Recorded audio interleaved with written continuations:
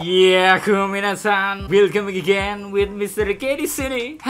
Spoiler detail One Piece sudah rilis, jadi kita akan continue lang again. It's time to spoiler time. Monggo enjoy.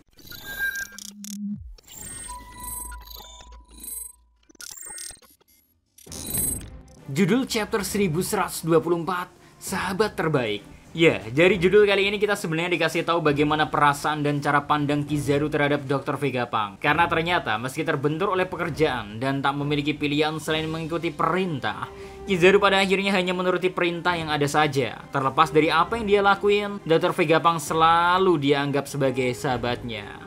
Terus geser sedikit ke bagian cover story yang mana kita masih melanjutkan cover story perjalanan Yamato yang sudah memasuki volume 12 yang memperlihatkan Yamato menyelamatkan seorang wanita yang hampir diculik. Masih belum jelas siapa penculiknya karena hanya siluet kabur yang diperlihatkan, sehingga sulit untuk mengenalnya jika hanya menggunakan cover ini doang.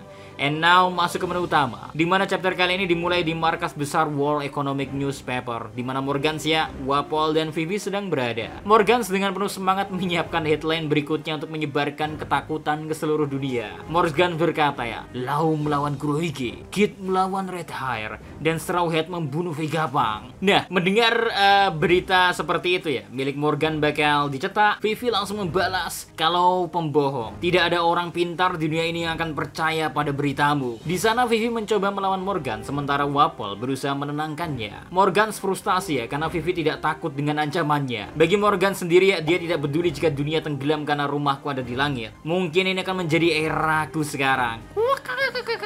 Lanjut cerita, geser lagi ke Pulau Egghead. Kita melihat Sentomaru meninggalkan pulau itu dengan perahu kecil sambil menangis. Sedangkan Akainu mencoba menghubungi prajurit angkatan laut di Egghead, tetapi semua orang pingsan dan tidak ada yang menjawab.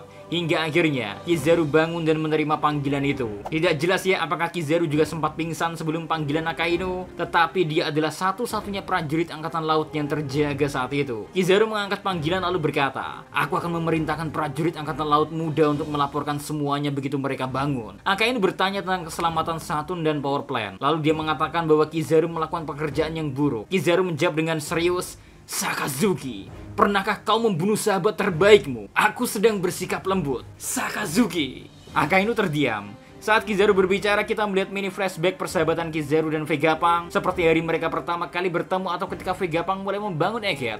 Kemudian Kizaru berteriak sambil menangis, "Kalau kau punya waktu untuk meragukan kemampuanku, maka datang dan periksa sendiri, dasar bocah." Akainu terkejut mendengar nada suara Kizaru, lalu tak lama Akainu berkata, "Aku minta maaf, saudara." Seolah tak peduli, Kizaru menjawab, "Diam, sudah terlambat untuk itu."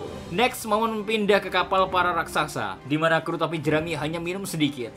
Mereka membatalkan pesta karena tidak ada yang semangat.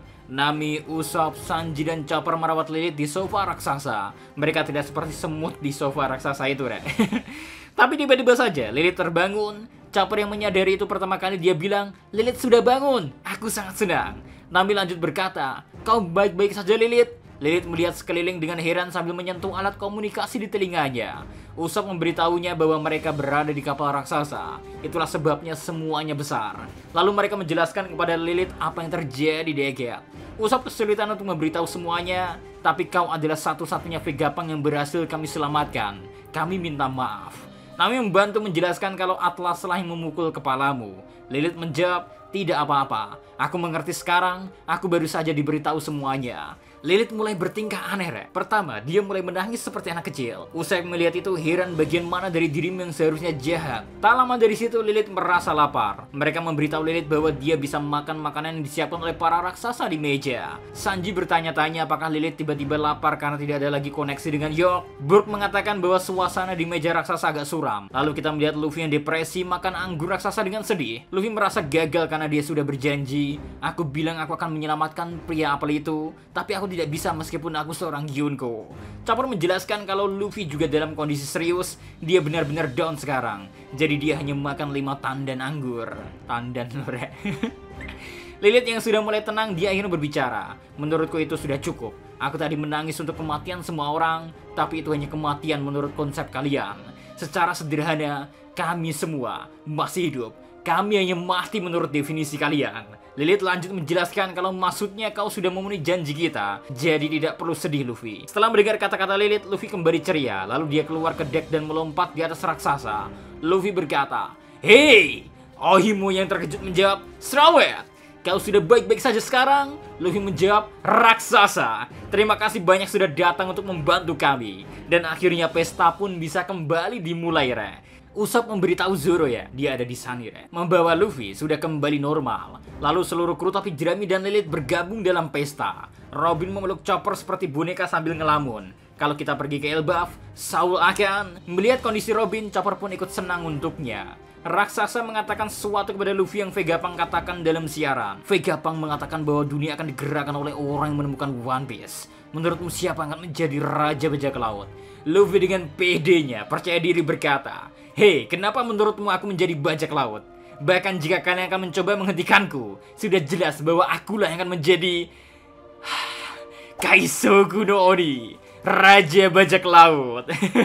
And last, di panel terakhir, kita beralih ke Warland, Elbaf. Di sana kita bisa melihat siluet seorang yang sedang minum di pantai Elbaf. Ya, seseorang misterius sudah menunggu sambil berkata, "Datanglah."